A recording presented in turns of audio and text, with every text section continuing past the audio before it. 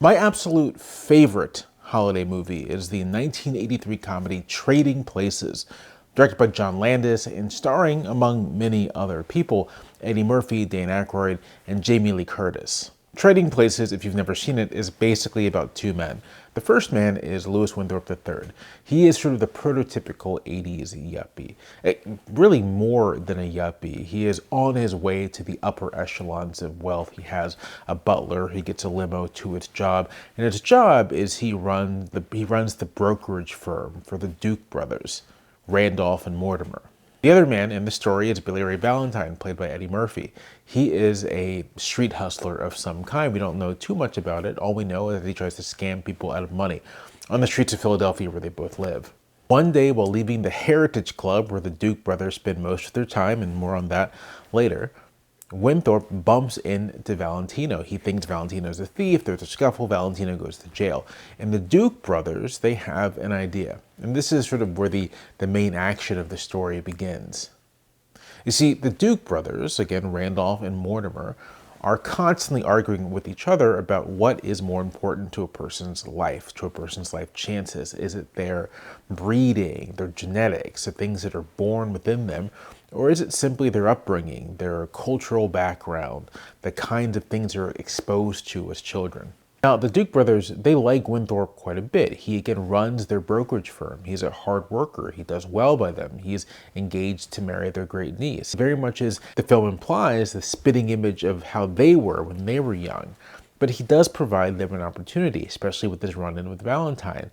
What were to happen if you were to switch their positions? What were to happen if Winthrop were to lose everything, his wealth, his relationships, his standing, and Valentine were to gain everything that Winthrop lost? Would Winthrop, by virtue of his breeding and background, be able to rise back to the top? Could Valentine succeed with all the assistance that two wealthy men give him? Would Valentine be held back by his breeding, which really is just a euphemism for race, because the other thing about the Duke brothers is that they are both inveterate racists.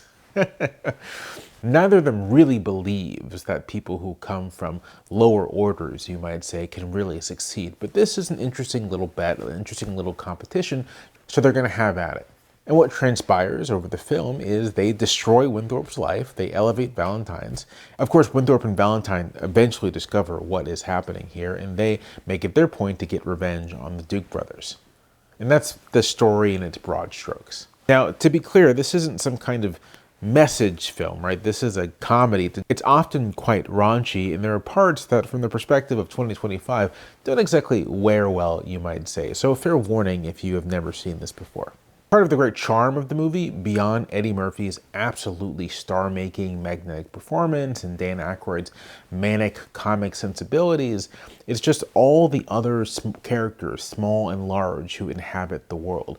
Jamie Lee Curtis's character in particular has a wry comic sensibility that really fits with the entire proceedings. The whole thing is wonderful. It's laugh out loud funny, and I cannot recommend it highly enough. But I'm not just making this video because I like Trading Places a lot and because I watch it every holiday season. And I keep on saying holiday season because the film takes place during Thanksgiving, Christmas, and New Year, so it kind of covers all the bases. I tend to watch it around Christmas, but you can watch it at any point in the holiday season and it works. But again, not talking about the movie because I like it so much. I'm talking about the movie because I also think it's still quite relevant. Because in addition to being laugh out loud funny, Trading Places is probably the great American comedy about class and race. And specifically, it's the great American comedy about the wealthy. It's not sympathetic to them in the least. It presents them as basically sociopathic. The thing about the Duke brothers is that they don't really acknowledge the existence of any other human being around them. It's not even clear they view other human beings as being real like they are. That's what allows them to play these games with other people's lives. They're just playthings for them. And again and again and again throughout, we see how the Duke brothers and those around them treat other people like things. We see that despite their great wealth, they're unwilling to part with any little bit of what they own, and as a result are cheap and ungenerous and generally quite unpleasant to be around. We also see how, despite their wealth, they always want more. Part of the film's plot hinges on their efforts to get more and more wealth, really at all costs. Trading Places is a movie where the wealthy aren't just the villains here, they're really contemptible, almost a lesser order of person, which is ironic given the perspectives and views of the Duke brothers. And on the other side, all the working class characters we meet, from again Jamie Lee Curtis's character to Winthrop's butler to the many, many other characters that populate this film, they're not perfect people by any means, but they're decent and they're willing to extend a level of charity and generosity to the people around them in their time of need. So we get this really stark contrast. And obviously, because Eddie Murphy is black and represents and comes from Black Philadelphia, we see all of this in the context of race as well. Again, it's not really an accident in the context of the film that the Duke brothers are pretty vicious racists altogether. And there's another reason why I think this film is relevant, and it's in the context of all the 1980s nostalgia bait that's very much part of our pop culture right now. The thing about nostalgia is that it's supposed to make you feel good. And it does that by presenting a rosy picture of the past, but often that rosy picture is quite false. So in the 80s, as presented by nostalgia, it's all neon colors and middle-class prosperity. I mean, the same goes for the 90s nostalgia that we've gotten, all pastel colors and middle-class prosperity. And this nostalgia, I should say, informs people's politics. They look to these images, they look to these ideas, they look towards advertising, all kinds of things, and they say, well, why can't I live a life like that? Because people did live lives like that. That's what all of this is telling us. But again, that's all nostalgia, and it's an idealized version of the past. Watch a movie like Trading Places, which is filmed in 1982, takes place in the early 80s, and one of the interesting things you'll catch is that it presents a pretty straightforward picture of the economic life at the time, and it wasn't great. The early 80s saw one of the worst recessions of the post-war era, with unemployment reaching highs that had not been seen since the Great Depression. It was really tough times in the country, and also the country was going through a wave of deindustrialization in its urban centers, and the massive job losses that came with that. This was also a time of white flight and urban disinvestment, and so the Philadelphia you see in this film is a Philadelphia that's very much in hard times. And if you watch carefully, don't watch with your phone in your hand, if you watch carefully, you see things like homeless people trying to survive in the ruins of old buildings, kids playing on trash heaps. We spend some time in Jamie Lee Curtis's apartment in the film, and it is a dump in a bad neighborhood. And this isn't presented as exceptional, it's presented as basically typical. This is kind of what life is like. If you pay attention to the movie, which again, it's a comedy, right? Like, none of this is in the foreground. This is part of the environment, part of the flavor of the film. But if you pay attention to it, what you see is a pretty stark picture of urban inequality.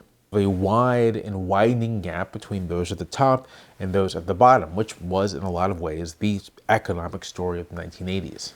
Thanks in large part to the economic policies of the president, Ronald Reagan. And if you can put yourself into the perspective of someone watching the film in 1983, they would have taken all of this for granted. They were living through all of this, right? So they would have taken this depiction of urban decay and urban poverty for granted, part of something that they are at least familiar with in one way, shape, or another. And this is why the film is useful today, especially again in this age of nostalgia, because by watching a piece of media produced in the period, you get a sense of the assumptions of the period. You get a sense of what was taken for granted in the period. And what was taken for granted was a level of urban poverty that I think would shock people today.